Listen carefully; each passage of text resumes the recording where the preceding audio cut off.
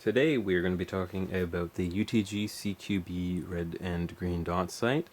Um, just to give you a little look at the box and its contents, I'll just show you here. You just have a diagram showing you what everything is, as well what it comes with. Well, it doesn't really say what it comes with, but as you can see here, you got heavy recoil resistance, crisp 4.0 MOA aiming dot. Quick detach lever and lock mount, very similar to the grip that I was talking about before. You have your manual. It shows you all the different models, essentially how to attach them, install the batteries, correct for windage, and just some zeroing and targeting tips. You get a battery.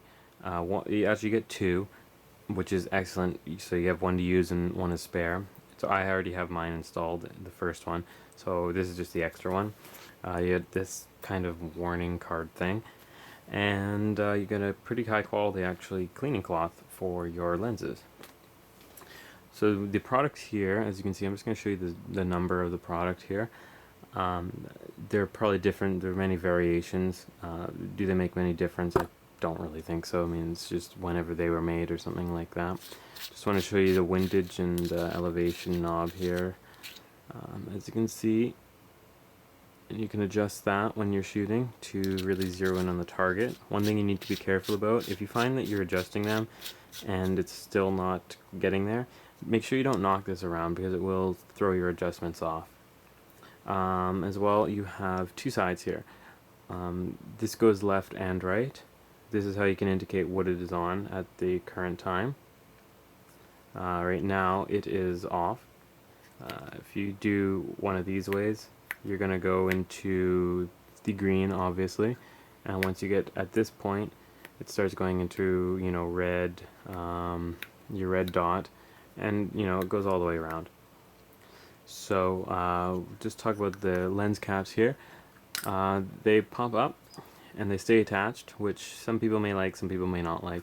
I like them because it just seems more reliable that way, and as well you don't have to worry about fumbling with them or anything like that. As well, you can see this is the front.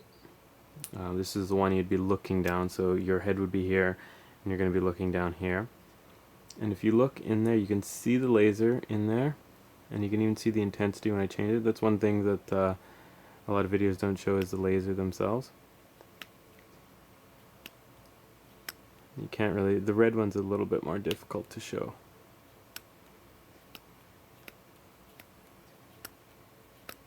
But as you can see, you can just see it there, changing the intensity. This is the one you'd be looking down. This is the one thing, excuse me, this is the one thing that many people don't seem to show you. I'm going to turn off the light here, because you're going to want to see what it looks like without any intrusions here. So we'll just start out on the first intensity level for the red dot, and we'll see if it'll focus in on.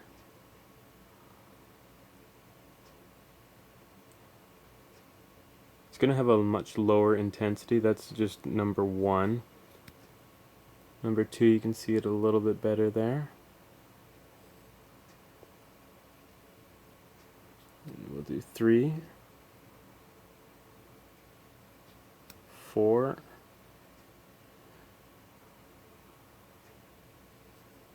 and 5. There's just one thing that I'm having difficulty doing, and that's exhibiting the dot itself in the camera. It looks much different in real life, so I'm just trying to get it to focus here.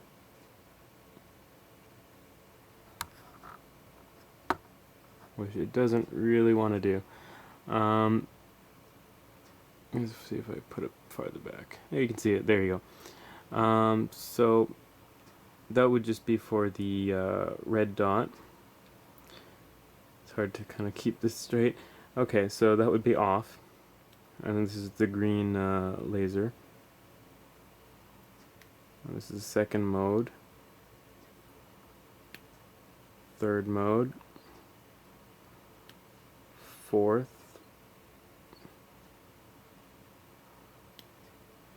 and fifth, and then that's off. So one of the biggest things that some people might ask is, because they haven't experienced this, is exactly if the laser shows here. I'm going to put this on the 5th intensity here. And this isn't a dumb question, because if you never ever use these, you'll never really know. As you can see, I am pointing it in this area. There's nothing that shows.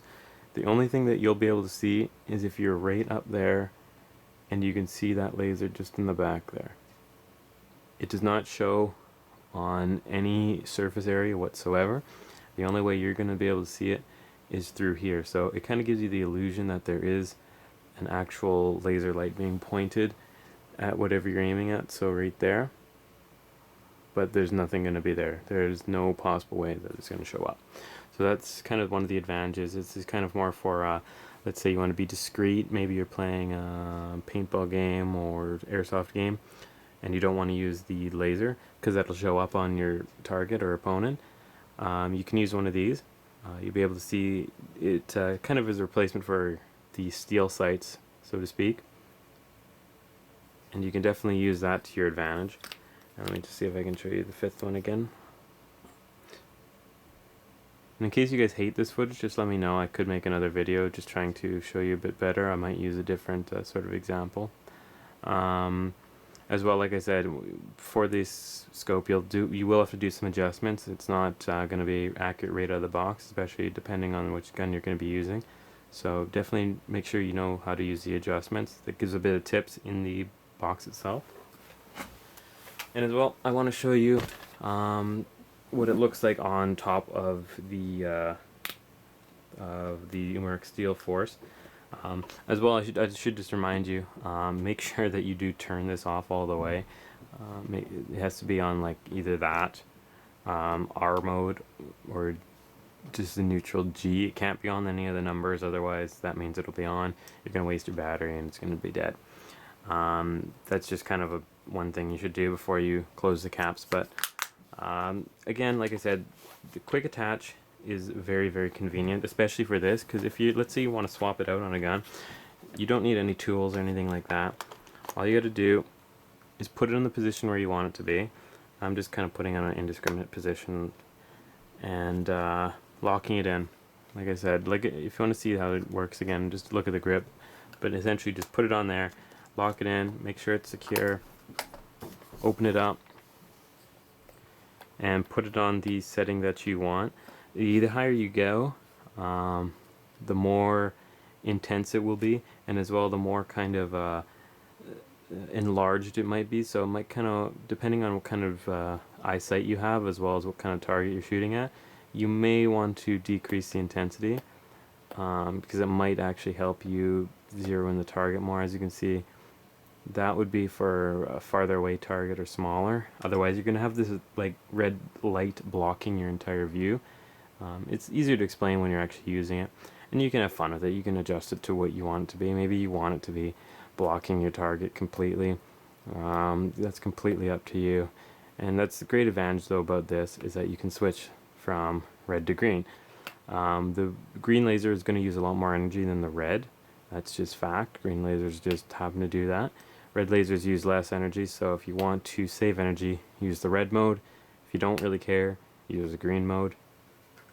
And yeah. So if you have any other questions just in regards to how these scopes actually work, I guess you could call it a scope, it's more of a sight. If you have any more questions, just let me know and I can definitely update you on whichever issues you want to know. Just to last minute point, battery goes in here on the very top. And yeah, that's really it that I want to say about this. So if you really want to make your Umeric Steel Force into a Frankenstein weapon, I would definitely recommend getting the red dot sight as well as the grip, and that isn't really necessary. I just kind of attached it there just because it is completely unnecessary and weighs this gun down a lot. As well, just in regards to the weight, that doesn't weigh that much. It's not going to weigh you down. You can swap it on any weapon and you're going to be perfectly fine. But like I said, any other questions you guys have, let me know and I'll try to answer them as fast as I can. Have a great season.